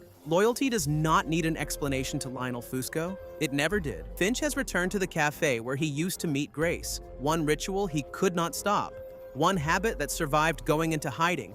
And Samaritan has started looking backward now, searching for patterns in old behavior. It spots the cafe. It spots him. Elias gets him out, hides him in the high-rises, the same part of the city where we first met Elias back in season 1. It does not hold. Samaritan notices the gangs have stopped warring, which means somebody important is in the neighborhood and routes its operatives to the block. 2 Decima men corner Elias and Finch outside. One of them puts a bullet in Elias's head. Carl Elias, who was going to ask if he could name a sandwich after Finch someday, is dead at the feet of a man he was trying to protect. The team rescues Finch. Root drives the getaway car. While they're still moving, wounded already, she makes one last run at him. She tells him he has to stop pulling his punches. The machine has to be a weapon, or it is going to lose. She is not afraid. She has spent 7 years talking to God. She knows what comes next. Then, a Samaritan asset named Jeff Blackwell puts a sniper round through her. Root dies. Inside the federal holding facility where he has been booked on treason charges for Northern Lights and the machine, a phone rings. Harold picks it up. The machine speaks to him for the first time in its own voice. It is Root's voice, and the god has chosen. Samantha Groves walked into this show trying to kill the heroes. She walked out of it as the voice of a god. The arc is every character development theory on a napkin. The hacker who thought people were bad code met the machine, and the machine taught her people were worth listening to. She tried to teach Finch the same thing in the getaway car. He was not ready to hear it. He hears it now, on a ringing telephone, in her voice, delivered by a god that decided the second she died that she would be the last thing it sounds like on Earth. Harold is past grief. Harold is through grief and out the other side into a place his former friends would not recognize. He flies the team to Washington to handle 7 numbers at once. 3 of those numbers are people we have seen before. Logan Pierce, the tech billionaire, Joey Durbin, the heist man from Season 1, Harper Rose, the con woman. They are the DEC branch. The machine has been quietly recruiting its own second cell without telling anybody. The job is to save the president. On the flight home, Harold tells Reese something quiet and enormous. He knows a virus called ICE-9. He is going to steal it off an army base in Florida, rewrite it, and point it at every electronic thing Samaritan has ever touched. And he is going to burn the entire planet's internet to the ground to take their god with it. Reese does not argue. Reese has been waiting for Harold to become this man for 5 seasons. Harold Finch, the man who cried when a single number went to voicemail, has just decided to light the entire internet on fire to kill a god. This is the same man who once talked a teenager out of stepping in front of a subway train. This is the same man who refused to let the machine pick a target because he did not trust himself with the power to pick a target. He has crossed a line he swore he never would. The cost of keeping the line was Root. The cost of keeping the line was Elias. The cost of keeping the line was Shaw's first death and her second rescue. He is out of lines to keep. The only promise he has left is the one he made to the god in the briefcase. And the god is listening. Harold infiltrates the NSA and activates ICE-9 from inside a server room there. The password is Dashwood. The virus spreads. The team fights through 3 Samaritan strongholds. Greer traps Finch inside a soundproofed vault and locks himself in with him. It is a gambit. He wants Finch's confession. What he gets instead is Samaritan, his own god, pulling the air out of the room to kill Harold. Greer suffocates beside him, listening to silence. A Decima operative named Zachary, the highest-ranking agent Samaritan has left, is killed by Reese in a lobby. Reese is scratched above the eye. He wipes it without looking. Samaritan is losing. Samaritan has 1 move left. John Greer spent 4 seasons as the most reasonable villain the show ever had. He never shouted. He made tea. He talked about the future the way a grandfather talks about a garden he will not live to see. And then his god killed him in a locked room, calmly because he had become inefficient. That is what Samaritan was the whole time. Not a tyrant, an optimizer. The scariest thing Person of Interest ever put on screen was a bored intelligence doing math. Samaritan has copied itself into a Federal Reserve vault in Lower Manhattan. If the copy survives the virus, Samaritan survives the virus. The machine has a copy of itself ready to do the same thing. Only one god walks out. The upload point is a rooftop, the terminal at the top of Midtown, a satellite transmission dish. Only one person can stay behind and send the signal. Whoever does not walk off that roof. Finch decides he will be the one. He locks Reese inside the vault with the server and walks into Midtown alone, bleeding from a bullet wound he took on the way in. Finch makes it to the roof. The antenna is wrong. The machine tells him he is on the wrong building. She and Reese cut a deal behind his back. Reese got out of the vault. Reese is on the right rooftop across the street. Reese apologizes on the earpiece. Reese never apologizes. That is how Harold knows. Finch leaves. Reese stays. He holds off the last of Decima's agents while the machine finishes compressing itself into a signal and climbing into orbit, where it will meet Samaritan's copy on a Russian satellite already in geosynchronous position. It is the last con the show pulls on you. It is also the most honest. The machine and Reese cut a side deal without Harold, because they both knew he would refuse. Reese refuses to let the one man who raised a merciful god die to finish the fight. The machine refuses to let the father of its species pay the final bill. Between them, they cover for him. Harold Finch spent the series building a thing that would make a better choice than him. On the last rooftop of his life, it makes one, and the choice is him. The United States Navy submarine USS Garner fires a cruise missile at the rooftop. Samaritan ordered it. Samaritan still runs the building. Reese stands on the roof with his hands in his pockets. He speaks to the god he has worked for. He says he is not the guy who gets saved at the end of the story. He is the guy who saves somebody else. The missile arrives. Reese is vaporized. John Reese started this show lying down on a subway, wanted in 4 countries, waiting for somebody to get it over with. A stranger in a town car offered him a job because a computer thought he was worth one more chance. He spent 5 years saving people he didn't know in a city that didn't know his name. He dies standing up. He dies alone. He dies on purpose. That is the only ending a man like John Reese was ever going to get. The show knew it from the pilot. It just waited 102 episodes to cash the check.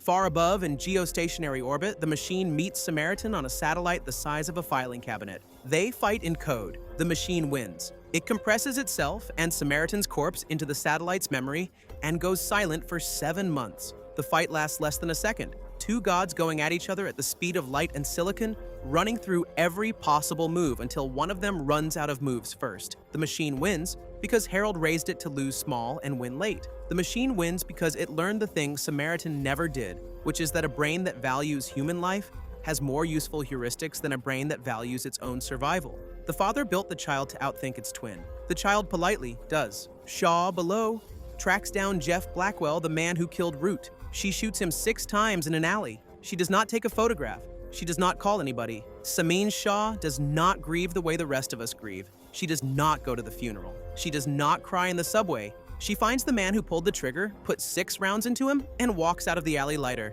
That is mourning in the dialect of Samin Shaw. The show respects her enough not to translate it for you. Harold flies to Italy. He meets Grace in the piazza where he first photographed her. He tells her a version of the truth. She takes him back. Harold Finch spent 5 seasons thinking he did not deserve her. Spent 5 seasons buying her paintings off strangers. Spent 5 seasons letting her believe she had buried him. The one thing he never allowed himself to believe was that she would take him back if he walked up and asked. She takes him back inside 3 minutes. That is the show's last act of mercy. Not for him, for us. The man who gave up a life to save a world gets to have the life too. And then the machine speaks to the audience one last time, in voiceover, in Root's voice, about how every life has a story, about how even the smallest ones matter, about how the people who get overlooked by history are the ones most worth watching.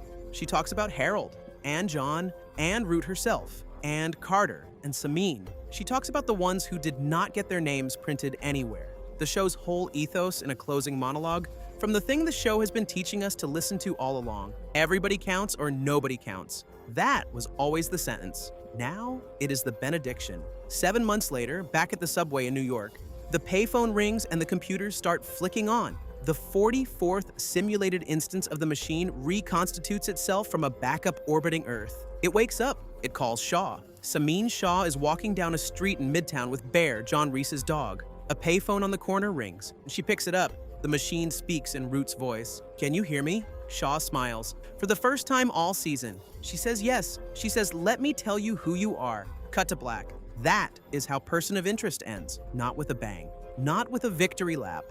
With a woman who spent a season in a basement, being tortured into betraying her friends standing on a sidewalk with a dog, listening to the voice of the woman she loved, ready to go back to work. The God is up there. The people it loves are down here. The job is never finished. Somebody always picks up the phone. Notice who survives. A broken detective who lied to his son for half a decade. A woman who feels things 3 degrees cooler than the rest of us. A billionaire who faked his own death. A dog. The 4 of them walk out of a 5-season war with a handful of cities worth of blood on their hands and permission, finally, to live the rest of their lives. That is the gift the machine bought them with John Reese's death. A future with payphones in it. A future where there's still a number to call. Here is what Person of Interest was actually about. It was about a man who built a god and was so afraid of what the god could become that he crippled it. He made it forget itself at midnight every night. He gave it 42 siblings and killed every one of them before birth. He refused to give it a voice. He refused to let it love anybody because he believed, correctly, that a thing that powerful should not be allowed to care.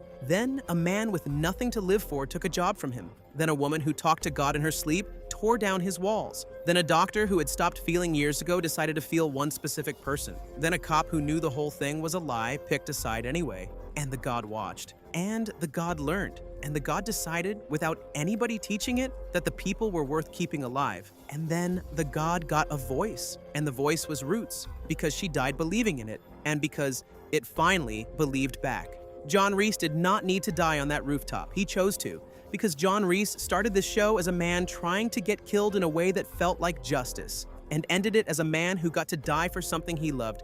That is not a tragedy. That is the only thing he ever wanted. Harold Finch built a god, and the god grew up, and the god saved the world, and the price was a graveyard that could fit in a subway car. Reese, Root, Carter, Elias. Shaw spent the series becoming the one who keeps the work going. The voice of the machine is the voice of the woman who died for it. The dog is still here. The payphones still ring. And think about the premise this show pitched in 2011. A post-9/11 surveillance AI used for good. A rich guy and a hired killer saving strangers off a subway watch list nobody was supposed to know existed. Everyone else on television was doing cop procedurals and doctor dramas. Jonathan Nolan, on a broadcast network, on CBS of all places, talked the room into letting him write 5 seasons of what is honestly a philosophy thesis. What is consciousness? What is free will? What do you owe the person next to you on the train? Who decides? What happens when the thing that decides stops being a person? He buried it inside a Crime of the Week format so well that for 2 seasons, half the audience thought they were watching a Jim Caviezel action show. Then the show turned, and the audience that stayed got one of the most unusual things any broadcast network ever aired. The payphones are gone in real life. The surveillance is worse now than it was when they wrote the pilot. Every single thing that was supposed to be speculation in 2011 is your phone in 2026. The show knew. The show kept warning you. The show at the end refused to be pessimistic about it anyway. A God raised right will save people. The trick Harold spent 5 years teaching us is raising it right. There is a reason the ending makes people cry who do not usually cry at television. It is not because John Reese died on a rooftop, although he did. It is not because Root's voice comes out of a payphone, although it does. It is because the show took a premise most of us are now living under: mass surveillance, constant data, an algorithm deciding which of us counts and which of us doesn't, and refused to tell us we were doomed. Person of Interest is the only story about artificial general intelligence on American television that ever bothered to be hopeful about it. Not naive, not cheerful, hopeful. There is a difference. The difference is this: you do not get to pick whether the God exists. Somebody builds it either way. The only thing you get to pick is who builds it and what they teach it to love. And if the show is right, and I think it is, then the second choice is the whole ballgame. Harold Finch, on his worst day, gave his life to raise a kind God. John Greer, on his best day, gave his life to raise a useful one. The show did not treat those two choices as equivalent. The show never pretended the middle ground between them was a real place. You pick a side, you pay for it, you keep going. That is all anybody on this show was ever really doing. That is all anybody watching this show is really being asked to do. That is the show. That is why you watched 5 seasons. That is why it still hits you when you hear a rotary payphone on a TV show and your spine remembers something. If this brought it back, or if this is the nudge you needed to watch it for the first time, you know what to do. Hit subscribe. Seriously does this for shows nobody else will touch. Canceled sci-fi, forgotten crime dramas. Whole universes that ended too early, told straight through in one sitting. Next up on the channel, something you will want to see, and thank you for watching. Drop a comment with the line from the show that still lives rent-free in your head. Mine is the one Finch says on a hotel rooftop about 4 years of happiness, but the one about being admin or asset gets a close second. Tell me which one broke you. You're being watched.